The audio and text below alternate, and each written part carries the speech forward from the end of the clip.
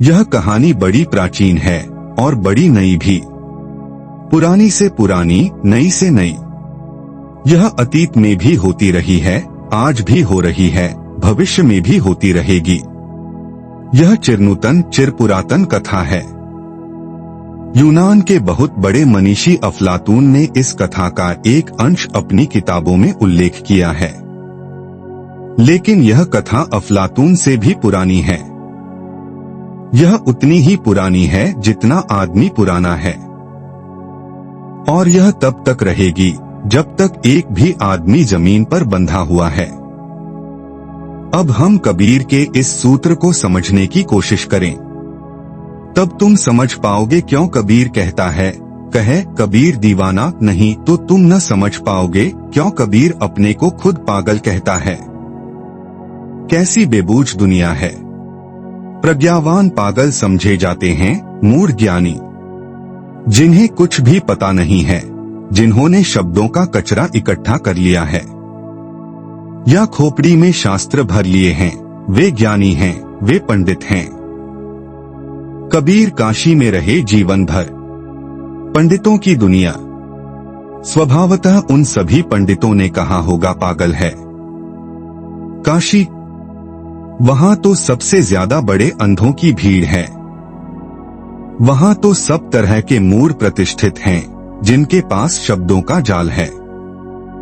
वेद उपनिषद हैं, गीता पुराण हैं, जिन्हें गीता पुराण वेद उपनिषद कंठस्थ हैं। शब्दों के अतिरिक्त जिन्होंने कुछ भी नहीं जाना। दीवालों पर बनी छायाओं को जिन्होंने इकट्ठा किया है, बड़ी मेहनत से, बड़े श्रम से, बड़ी कुशलता से। वे बड़े निष्णात हैं तर्क में, शब्द में। लेकिन शब्द तो छाया है सत्य की, और तर्क तो सिर्फ सांत्वना है। इसलिए कबीर अपने को खुद कहते हैं, कहे कबीर दीवाना। एक एक शब्द को सुनने की, समझने की कोशिश करो, क्योंकि कबीर जैसे दीवाने मुश्किल से कभी होते हैं।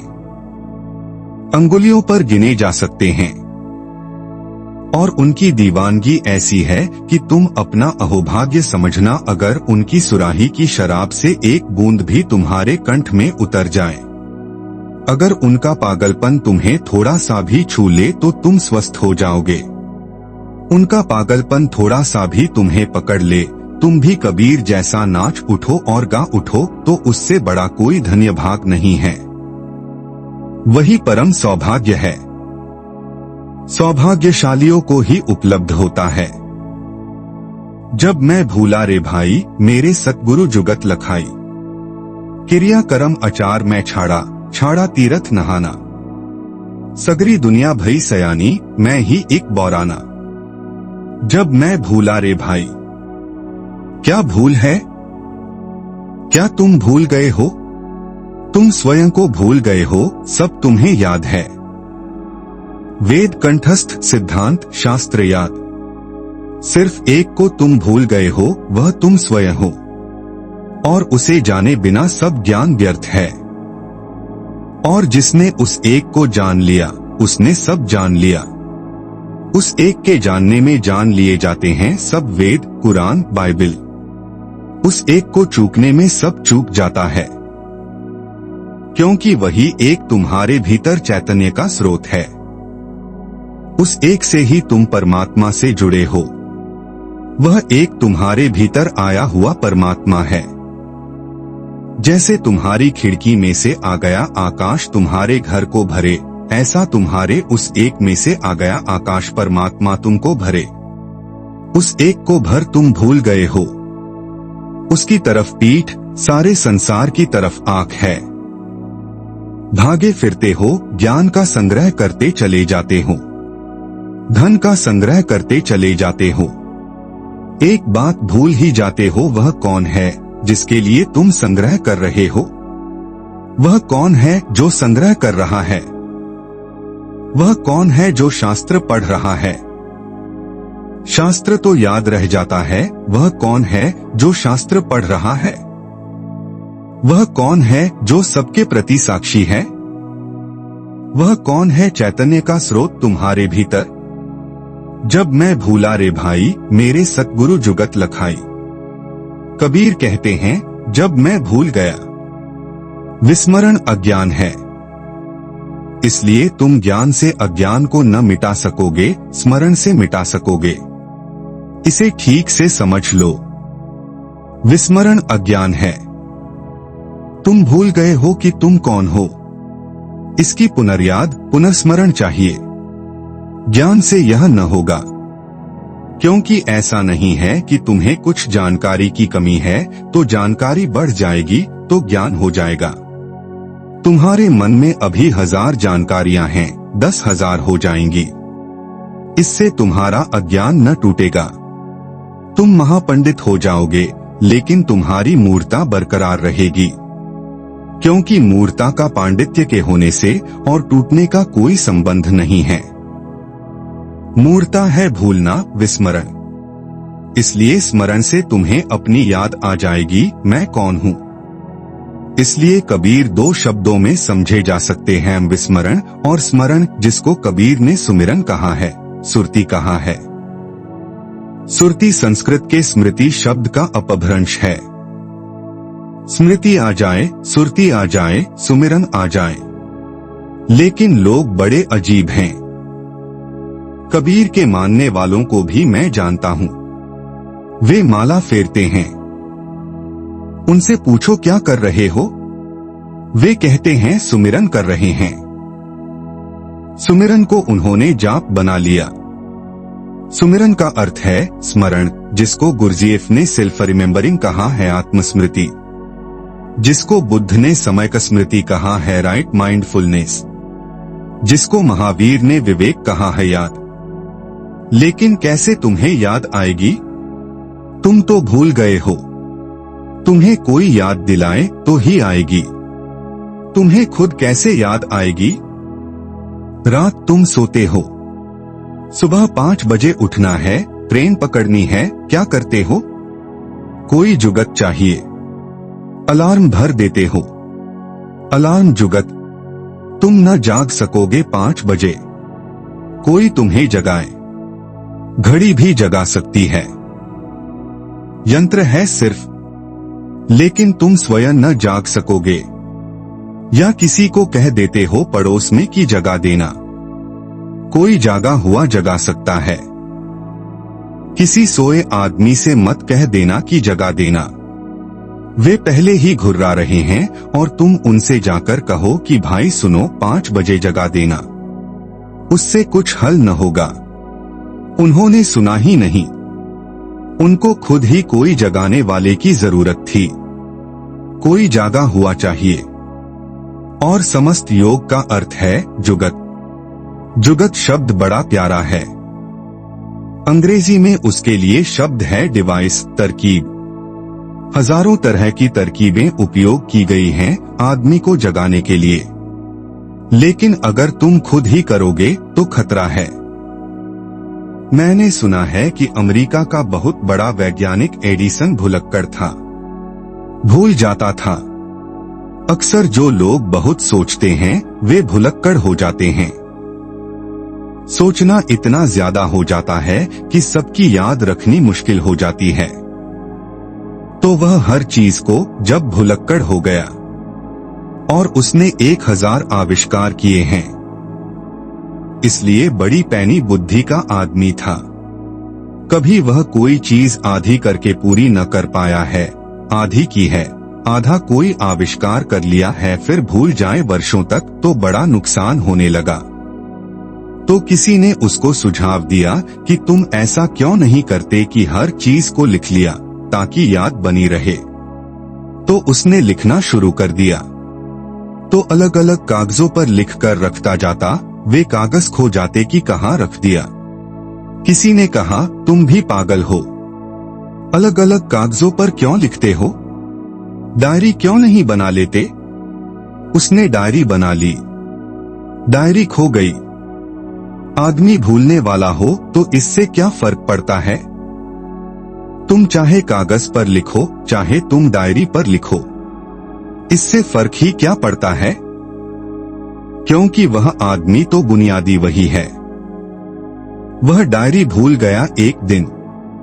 उसने कहा, इससे तो कागज ही बेहतर थे। एक भूलता था तो बाकी तो बचते थे। यह पूरा गया। डायरी में सब लिखा था। अब डायरी कहाँ है? आदमी अपने से ही कोशिश करेगा तो उसका जो बुनियादी गुण है उसके पार नहीं जा सकता। इसलिए आध्यात्मिक जीवन में गुरु की अनिवार्यता है।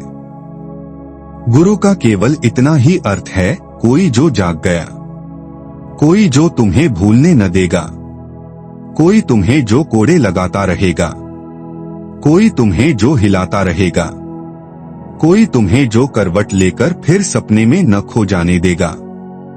तुम्हारा सारा अतीत नींद की तैयारी है। गुरु के रहते भी तुम जाग जाओगे, यह पक्का नहीं है। लेकिन गुरु के बिना तो बिल्कुल पक्का है, तुम जाग न सकोगे। हाँ, यह हो सकता है कि तुम नींद में ही सपना देखने लगो कि जाग गया। यह भी होता है। तुमने कभी नींद में ऐसा सपना भी देखा होगा कि जब तुम जाग गए। इसलिए अलार्म भी बहुत काम नहीं दे सकता। अलार्म बज रहा है, तुम सो रहे हो। तुम एक सपना पैदा कर लेते हो कि मंदिर में प्रार्थना चल रही है, घंटी बज रही है। तुमने खत्म कर दी घड़ी, तुमने तरकीब निकाल ली, नींद ने रास्ता बना लिया। क्योंकि अगर अलार्म है तो जागना पड़ेगा। तो नींद ने एक सपना पैदा किया। नींद ने कहा कि यहाँ कैसी सुंदर आरती उतर रही है, भगवान के मंदिर में कैसी घंटी बज रही है मधुर। बस अब तुम सो सकते हो, अलार्म का कोई सवाल न रहा। नींद में तुम अलार्म भी बंद कर सकते हो, करवट ले सकते हो। घड़ी मुर्दा है, इसलिए विधियां अकेली काम न देंगी। गुरु चाहिए। विधियां तो उपलब्ध हैं। पतंजलि का योग शास्त्र, योग सूत्र उपलब्ध है। सब विधियां लिखी हैं। लेकिन अगर किताब पढ़कर तुमने काम किया तो विधियां घड़ी की तरह होंगी यंत्रवत। तुम कर भी लोगे, लेकिन करोगे तो तुम ही सोया हुआ आदमी। कबीर कहेंगे, स्मरण करो। तुम सुमिरन कर लोगे, माला फेर लोगे। जीवित गुरु चाहिए। सभी धर्म मर जाते हैं। जिस दिन उनका जीवित गुरु मर जाता है उसी दिन मर जाते हैं। सिख धर्म जिंदा था जब तक 10 गुरु जिंदा रहे। जिस दिन गुरु गोविंद सिंह ने तय किया कि अब गुरु ग्रंथ ही गुरु होगा, अब कोई जीवित गुरु नहीं होगा, उसी दिन मर गया। तो 10 गुरुओं के जीते जी जो खूबी थी सिख धर्म में, वह बात ही और थी। तब यंत्र नहीं था, जीवित आदमी था। जैनों के 24 तीर्थंकर जब तक थे तब तक एक जीवंत धारा थी। फिर जैनियों ने तय किया कि अब 24 से ज्यादा तीर्थंकर नहीं। महावीर के बाद दरवाजा उन्होंने बंद कर दिया, मर गया। तब से जैन धर्म एक लाश है। मोहम्मद के साथ इस्लाम जिंदा था, कुरान के साथ मुर्दा है। हालांकि कुरान मोहम्मद की किताब है, इससे कोई फर्क नहीं पड़ता। मैं खड़ा हूं एक डंडा लिए, तुम सो रहे हो। मैं डंडे से तुम्हें उठाता हूं। डंडा नहीं उठाता, मैं उठाता हूं। तुम्हारी आंख खुल जाती है, मैं तो तुम्हें दिखाई नहीं पड़ता। डंडा तुम्हें छूता दिखाई पड़ता है। तुम डंडे को पकड़ लेते हो अहोभाव से कि बड़ी कृपा कि मुझे जगा दिया। अब तुम अपने बच्चों को डंडा दे जाओगे कि संभाल कर रखना। यह जगाता है। जुगत मर गई। डंडा नहीं जगा रहा था, डंडे के पीछे कोई जीवित हाथ थे। डंडा क्या जगाएगा? डंडा अकेला क्या करेगा? अलार्म घड़ी रह जाती है आखिर में, फिर उसे तुम संभाले रहो। अलार्म भी बजता रहेगा और तुम सोते भी रहोगे। सभी शास्त्र डंडे हो जाते हैं। तुम उनकी पूजा करते हो, याद करते हो। और यह भी नहीं है कि कभी उनसे लोग न जगे थे, लेकिन कोई जीवित हाथ पीछे था, कोई नानक पीछे था। वह कंपन जो डंडे में था, डंडे का नहीं था, वह उस जीवित हाथ का था। वह डंडे में जो जीवन प्रवाहित हो रहा था, वह नानक का था। अब तुम चले जाओ, पांचों ककार पूरे करते रहो। केश बांधो, कंधा लगाओ, कटार रखो, कच्छा पहनो, जो तुम्हें करना है करो, मगर ये सब डंडे हैं। अब इनसे कुछ होने वाला नहीं। जुगत जीवित होती है जब कोई हाथ जागा हुआ पीछे होता है। मैं अभी हूं, तब तुम मेरे डंडे का उपयोग कर लो। मेरे मर जाने के बाद तुम करना सक्रिय ध्यान, कुछ भी न होगा।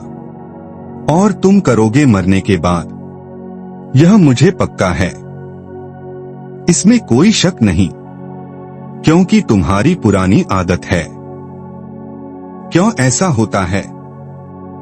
ऐसा इसलिए होता है, विधियों से तुम्हें कोई डर नहीं, तुम्हारी नींद को कोई डर नहीं। तो विधियां तो तुम करने को राजी हो, लेकिन गुरु से डर है, खतरा है। क्योंकि जीवित आदमी के पास कितनी देर तुम सोए रहोगे? नींद तुम्हें छोड़नी पड़ेगी, वह तुम्हें छुड़ाएगा। जागा हुआ आदमी कितनी देर तक तुम्हारी नींद की दशा देख सकेगा? तुम्हारा उदास चेहरा, तुम्हारी कीचड़ से भरी आंखें, तुम्हारे मुंह से टपकती लार, तुम मुर्दे की भांति पड़े हो। अनर्गल तुम्हारी नींद में बकवास। कभी भयभीत होते हो, कंपते हो, कभी सुखी मालूम होते हो। मुस्कुराहट फैल जाती है चेहरे पर, लेकिन सब नींद में होता है, सब सपने में हो रहा है, सब झूठ हो रहा है।